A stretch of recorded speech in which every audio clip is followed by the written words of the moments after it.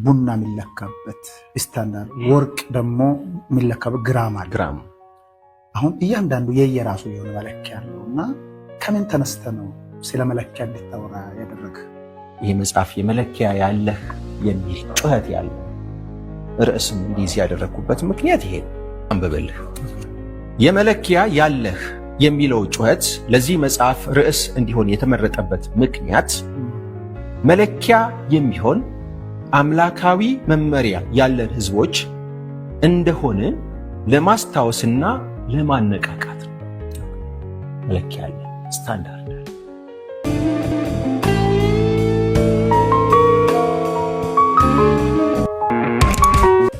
ይሄ መለኪያ የሚለው ራሱ መጽሐፉ የሚያስፈልገው ነገር መልሱ አለ ማለት ነው ወይስ ሰዎች ወደ ስታንዳርድ ወደ ሆነው መጽሐፍ ቅዱስ የመሄድን መንገድ ማሳያ ነው? ምንድን ነው መለኪያው? አበይት ትምህርቶች ወይም መሰረታዊያን ትምህርቶች የሚባሉ ትምህርቶች አሉ። እነዚህ ትምህርቶች አንድን ኑፋቄ የተሳሳተ ትምህርት ለመመከት ተብሎ የተደራጁ ትምህርቶች ናቸው። እነዚህ ትምህርቶች የተደራጁት ከዚህ መጽሐፍ ከመጽሐፍ ቅዱስ የወጡ መርሆች ናቸው። መጽሐፍ ቅዱስ በርካታ መርህ አለ። ስለ እምነታችን፣ ስለ ልምምዳችን በቂ የሆነ መርህ አለ። የዚህ መጽሐፍ ዓላማ በዚህ መጽሐፍት ውስጥ ያሉትን መርሆች አውጥተን እንጠቀምባቸው። መለኪያን ያመለክታል። ይሄ መጽሐፍ መለኪያ እንዲኖርህ ያስተምራል። ሳምፕል የሚሆኑ ነገሮች ተነስተዋል እዚህ መጽሐፍ ላይ። ለመለኪያነት ሳምፕል የሚሆኑ መጽሐፍ ቅዱሳዊ መርሆች ተነስተዋል። ሁለተኛ የተሳሳቱ መለኪያዎችም አሉ። ለምሳሌ የነገረ መለኮት ምልከታዎች።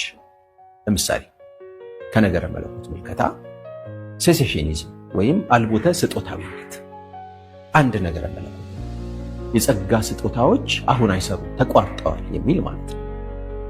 ከዚህ የነገረ መለኮት ምልከታ ተነስቶ አንድ ሰው ልምምድህን፣ እምነትህን፣ ክርስትናህን ሊመዝነው ሊለካው ይፈልጋል። ይሄ የነገረ መለኮት ምልከታ ግን መለኪያ መሆን አይችልም የሚል ተቋም አለ ይመጻፍ። ምክንያት ይሄ የነገረ መለኮት ምልከታ አጠቃላዩን የመጽሐፍ ቅዱስ ጭብጥና እውነት አያሳይም። ለምን? መጽሐፍ ቅዱስ የጸጋ ስጦታዎች እንደተቋረጡ አያስተምርም። ግልጽ ሐሳብ በዚህ ጉዳይ ላይ የለው። ትንቢት የመናገር፣ ልሳን የመናገር፣ የፈውስ፣ የተአምራት ስጦታዎች መጽሐፍ ቅዱስን ለሚጽፉ ሰዎች ኦቶራይዝድ እንደሆኑ ስልጣን እንዳላቸው ለማመልከት የተሰጡ ናቸው የሚል ሙግት ያቀርባል ይህን ነገረ መለኮት የሚከተሉ ሰዎች። ነገር ግን ያ እውነትነት የለው። ለምሳሌ የሉቃስን መጽሐፍ የሉቃስን ወንጌል የጻፈልን ሉቃስ ስላደረጋቸው ተአምራቶች መጽሐፍ ቅዱስ ግን መጽሐፍ ጽፏል። ፊልጶስ ተአምራቶችን አድርጓል። እስጢፋኖስ ተአምራቶችን አድርጓል፣ ግን መጽሐፍ አልጻፈም። ስለዚህ ተአምራቶች የተሰጡበት መሰረታዊ ፐርፐዝ መጽሐፍ የጻፉ ሰዎች የሚጽፏቸው መልእክቶች እስትንፋሰ መለኮት እንደሆኑ ለማስረጃነት እንዲያገለግሉ ብቻ ነው የተሰጡት ማለት አይቻልም ማለት ነው። አንተ ስትናገራቸው ከሰማቸው ነገሮች እውነትን መናገር ከስተት ተነስቶ ወይስ ከነገሩ እውነተኝነት ተነስቶ ነው የሚል ሐሳብ አለ። ይህን እንዴት ነው የምታየው? ጥሩ ጥያቄ ነው። ከዚህ ጋር የሚነሱ በርካታና ሰፊ ሐሳቦች አሉ።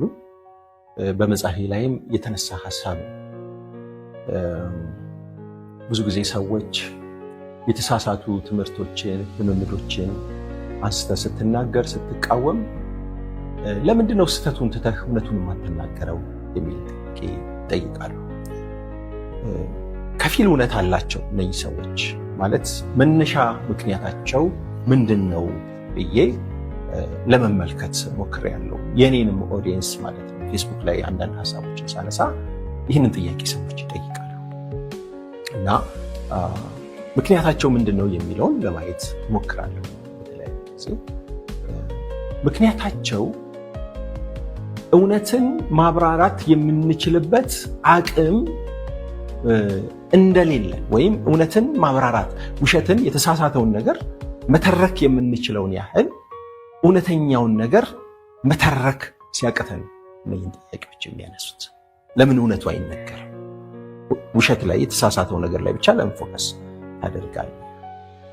እርግጥም አንዳንድ ጊዜ ስትመለከት እውነተኛ አሰራሮችን የእግዚአብሔር መንፈስ ለምሳሌ ይሰራል። እኔ አምናለሁ የእግዚአብሔር መንፈስ እንደሚሰራ ከምናምነው በላይ ወይም ከምናብራራው በላይ ሐሰተኛ መንፈስ እንደሚሰራ የምናብራራው ይገስፋል። ሚዛን ስናጣ እዚህ ጊዜ እንደዚህ አይነት ጥያቄዎች ይነሳሉ። ነገር ግን የተሳሳተን ነገር መናገር፣ ከተሳሳተ ነገር ተነስቶ እውነትን ማሳየት መጽሐፍ ቅዱስ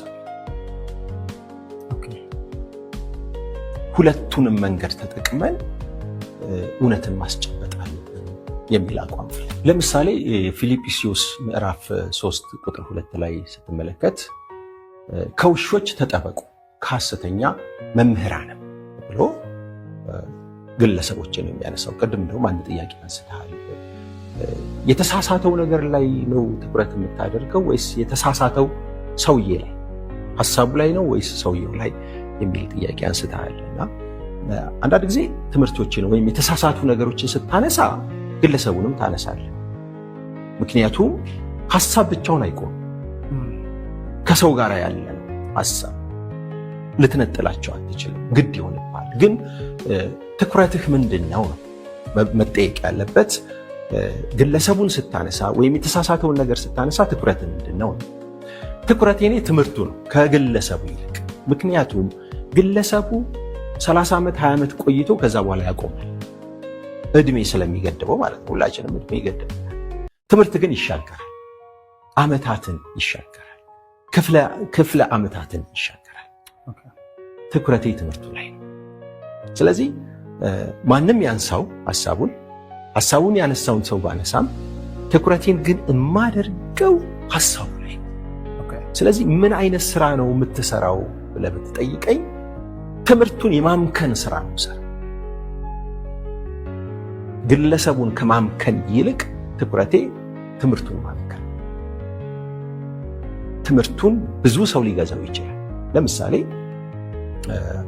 ሰው መንፈስ ነው የሚለውን ትምህርት አንድ ሰው አስተማረ እንበል። ያ ሰው ከ1 ዓመት ከ2 ዓመት በኋላ ያንን ትምህርት ይተዋል።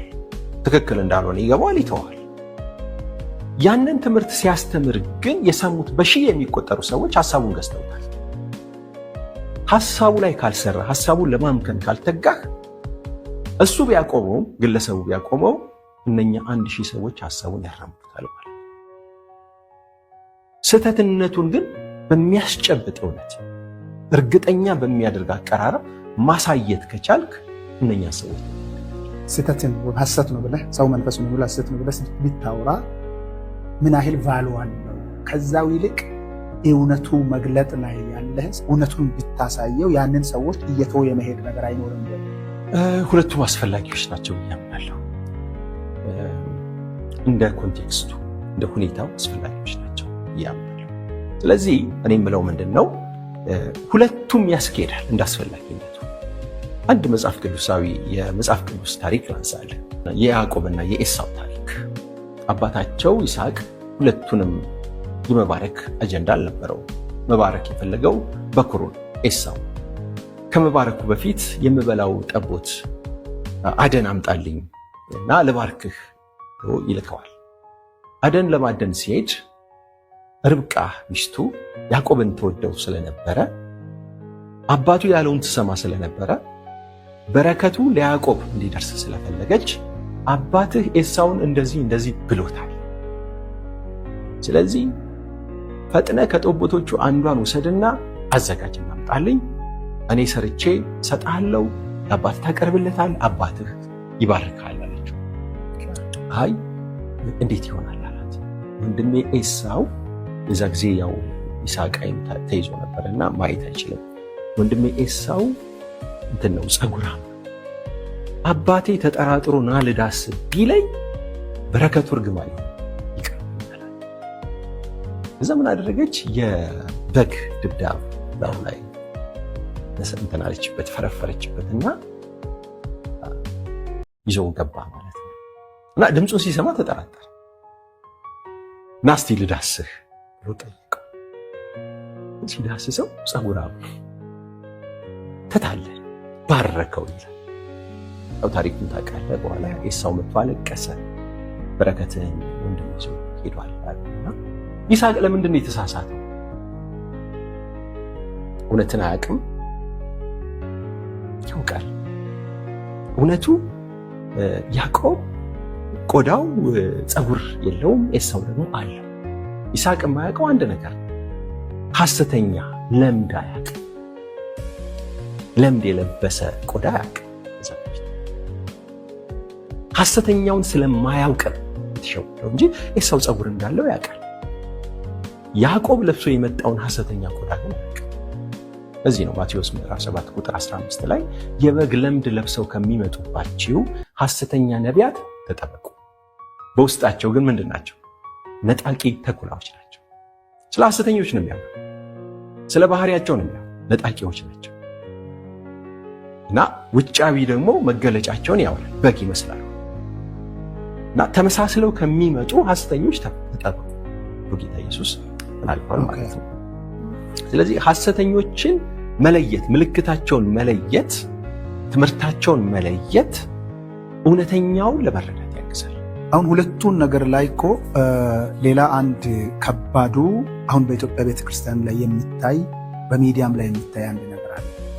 በተለይ ስህተትን እንደዚህ እየተናገሩ ያሉ ሰዎች እውነትን የማድረግ አቅም ብዙዎች፣ ሁሉን ሳይሆን ይህንን ኮት የማደርገው ብዙዎች እውነትን የማድረግ ወይም የመግለጥ አቅም የላቸው። ሲናገሩ ሰዎች ግለሰብ ለብዙ ሲያወሩት ትሰማለህ፣ ራሱ ግን እውነትን ማሳየት አይችልም። ይሄ ነገር ሁለት ነገር ይፈጥራል ማለት ነው። አንዱ ህዝቡ ስህተትን ነው የሰማው፣ እውነቱን ግን ምን ማድረግ እንዳለበት አያውቀው። ለኦዲየንሱ እውነቱን አላሳይም ማለት ነው። ያንን እንዴት ነው አንተ ይህንን ነገር መግለጥ ወይም ደግሞ ማሳየት የምትችለው? እኔ ይሄ ነገር እውቀት ይፈልጋል ነው ማለት የነገረ መለኮት ዝግጅት ይፈልጋል። ለምሳሌ አንድ ሰው ያው አንዳንዴ ሲነሳ ትሰማለህ፣ ሐሰተኛ ነቢያቶች ቴክኒክ ይጠቀሙ። ለምሳሌ ደብዳቤ ጻፍ ካለ በኋላ ያጽፋል። ደብዳቤ እንዲጽፉ ያደርጋሉ የተቸገሩ ሰዎች። ከዛ በካሜራ ቀርጸው ለነብዩ በመላክ ነብዩ እንዲናገር ያደርጋሉ። ይህ እንግዲህ አንድ ስህተት ነው፣ መቃወም ያለብን ስህተት ነው ማለት ነው። ቴክኒካል ነው። ይሄንን ለመቃወም የሥነ መለኮት ዝግጅት አይፈልግም። እውነትን የሚወድ የሚያመዛዝን፣ ፍትሐዊነትን የሚናፍቅ ጄኒዩን የሆነ ሰው መሆን ብቻ በቂ። ብድግ ብለህ ልትቃወም ትችላለህ። የተገለጠ ኤክስፒሪየንስ ስለሆነ ማለት ነው። መንፈሳዊ ብስለትም አይጠይቅም። ይሄንን ልምምድ ግን ይሄ ሰው በምን ምክንያት ነው ሊለማመድ የቻለው? ጥናት ይፈልጋል። ገንዘብ ፈልጎ ነው? የተሳሳተ ትምህርት አለው? የተሳሳተ ፍልስፍና አለው? እምነቱ ምንድን ነው? ወይስ የተሳሳተ መንፈስ፣ ሐሰተኛ የሆነ መንፈስ ተቆጣጥሮታል፣ አደንዝዞታል? ይሄንን መፈተሽ ይጠይቃል። በተለይ የስህተት ትምህርቶች፣ ይሄ አክሽን ስለሆነ ቀላል። የስህተት ትምህርቶችን አበጥረህ ለማስረዳትና ሰዎችን ለመርዳት የትምህርት ዝግጅት ይፈልጋል። አሁን ግን ምንድነው ሚዲያ ላይ ያለው ነገር? ማንኛውም ሰው ተነስቶ ረብሻ ከፈጠረ ወይም ከተሳደበ እምነትን እንዳቀበ ነው የሚታሰበው። ረብሻ መፍጠር ወይም መሳደብ እምነትን ማቀብ አይደለም። እንዳልከው እምነትን ማቀብ እውነትን መግለጥ ይጠይቃል። በዛ መንገድ እየተታለሉ ያሉ ሰዎች እግዚአብሔር ልመናቸውን እንደሚሰማ አየህ። ለነቢዩ ስህተት እነኚህ ሰዎች የዳረጋቸው ምንድን ነው? ምናልባት እነኚህ ሰዎች በእግዚአብሔር ላይ ያላቸው እምነት ተሸርሽሯል። የተማሩት ሐሰተኛ ትምህርት አለ፣ መፍትሄን ከነቢዩ ብቻ እንዲጠብቁ የሚያደርጋቸው እግዚአብሔር እንደሚሰማቸው እንዳይገነዘቡ እምነታቸውን የሚያጠፋ ትምህርት ተምረዋል። ምንድን ነው ችግራቸው? ምንድን ነው በሕይወታቸው ውስጥ ያለው ክፍተት ብለህ ፈልገህ ያንን ለማስታረቅ ለዛ ስህተት ከዳረጋቸው አስተሳሰብና ትምህርት ለማውጣት መድከም አለ። ትኩረቱ ቤተ ክርስቲያን ትኩረቱን ትምህርት ላይ እውነትን መግለጥ ላይ ነው ዋና ፎከስ ማድረግ ያለባት፣ ወይም ስህተቶችን እየነሳች በመናገር ላይ? አንድ ያልገባ ነገር አለ። ቤተ ክርስቲያን እውነትን መግለጥ ላይ ፎከስ ስታደርግ በአንጻሩ ስህተትን እየገለጠች። ስለዚህ ሁለቱ አንጻራዊ ናቸው ያልኩ ለዛ። ስለዚህ የተሳሳተው ነገር እንዳይነገር መድከም የለብን፣ መጋረድ የለብን።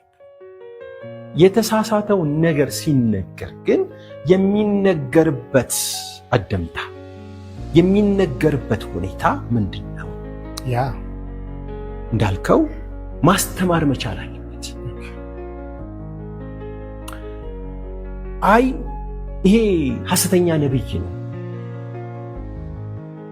በካሜራ እየወሰደ ነው ሂስትሪያችሁን ታሪካችሁን የሚናገረው እንጂ ከእግዚአብሔር አይሰማም። ይህ አንድ ማጋለጥ ነው፣ አንድ ስራ ነው። ግን ያ ብቻ በቂ አይደለም እያልኩ ህዝቡ ለዛ ስህተት ለምንድን ነው የተጋለጠው? አሁን ይህን በጥልቀት አስቡ። ስለዛም በአማልክቱ አዋጅ መጽሐፍ ላይ ያነሳሁት ነገር አለ። በአዲስ ኪዳን ያለው እግዚአብሔር ተፈልጎ የሚገኝ እግዚአብሔር፣ በብሉይ ኪዳን በካህናቶቹ በኩል በነቢያቶቹ በኩል ነበረ እግዚአብሔርን ህዝቡ ምን የሚያደርገው የሚያገኘው የሚፈልገው።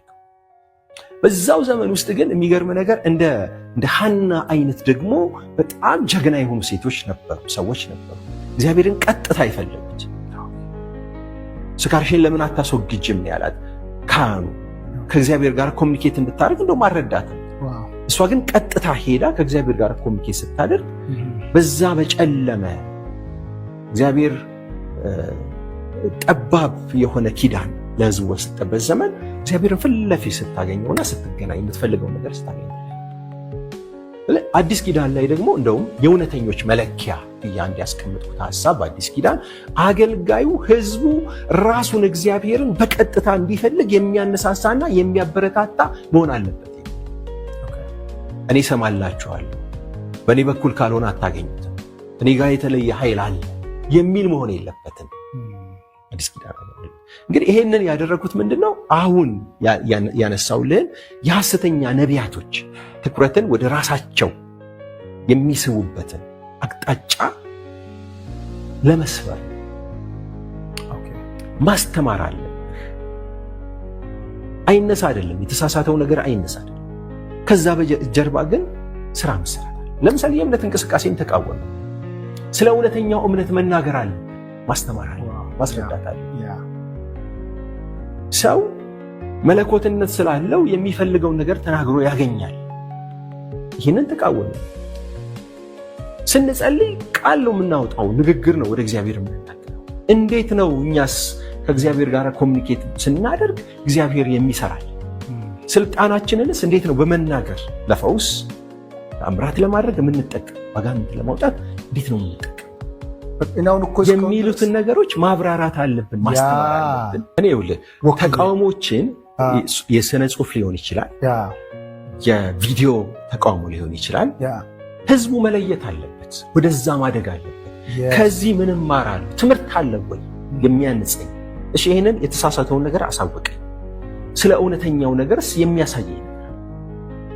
የተሳሳተ ነቢይ ወይም ነቢያት ብዬ ካነሳው እውነተኛ ነቢያቶች ብዬ ማውራት ያ አሁን ቅድም ራሱ የእምነት ቃላውን አንድ ሰው መጽሐፍ ያመነ ሰው ቃልን አመንኩ ብሎ የሚያደርገውን ድርጊቶችን ራሱ ጨምሮ ሰዎች በአግባቡ በዚህ መሰረት ብሎ ያ ስለ ስህተት እንደዚህ ያልከውን ቀጥለህ ካሳየኸው ሰዎች ኦኬ ይሄኛ ልክ አይደለም፣ ይሄኛ ለትክክል ነገር አለ ብለን እንገባለን ማለት ነው።